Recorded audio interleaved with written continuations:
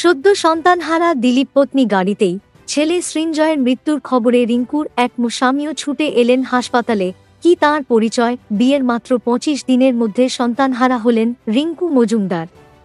নতুন জীবন শুরু করার যে স্বপ্ন তিনি দেখেছিলেন দিলীপ ঘোষের হাত ধরে, তা যেন হঠাৎই ভেঙে চুরমার হয়ে গেল। মঙ্গলবার উদ্ধার হয় রিঙ্কু পুত্র প্রীতম দাশগুপ্ত ওরফে সৃঞ্জয়ের অচৈতন্য দেহ। বিধাননগর মহকুমা হাসপাতালে নিয়ে গেলে সেখানে এই তরুণকে মৃত বলে ঘোষণা করা হয়। হাসপাতালের সামনে গাড়িতে বসেছিলেন রিঙ্কু।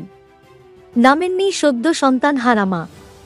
দেহ আরজি কর হাসপাতালে পাঠানো হচ্ছে ময়নাতদন্তের জন্য। তবে হাসপাতালে পৌঁছে গেলেন রিঙ্কুর প্রাক্তন স্বামী। এতদিন ধরে অবেকেই করে আসছিল দিলীপ পত্নীর প্রথম স্বামীকে, তা জানার চেষ্টা।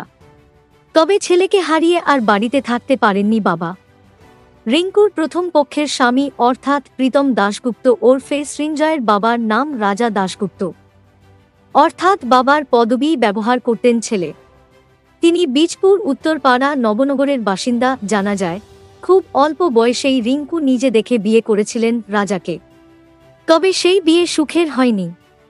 এরপর সব ছেড়ে ছুড়ে বেরিয়ে আসেন ছেলেকে নিয়ে।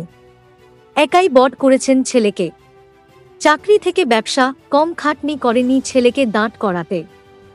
তবে হঠাৎই যেন সবটা শেষ হয়ে গেল মঙ্গলবার। রিঙ্কু মজুমদারের ছেলের বয়স ২৫ বছর। তিনি আইটি সংস্থার অফিসে কাজ করতেন। তিনি পুলিশ সূত্রে জানা যাচ্ছে একাধিক রোগে আক্রান্ত ছিলেন তিনি। নিয়মিত তার ওষুধও চলত। তবে কিভাবে মৃত্যু হয়েছে তা নিয়ে এখনও ধোঁয়াশা। পুলিশ আত্মহত্যা বলেই প্রাথমিক অনুমানে জানিয়েছে। দুর্গাপুরে ঘুরতে যাওয়ার কথা ছিল সৃঞ্জয়ের মঙ্গলবার সকালে। সকাল ৮টায় পরিবারের সদস্যদের সঙ্গে বেরোনোর কথা ছিল।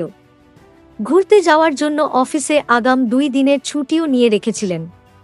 ছেলে এভাবে অকালে চলে যাওয়ায় কান্নায় ভেঙে পড়েছেন রিঙ্কু।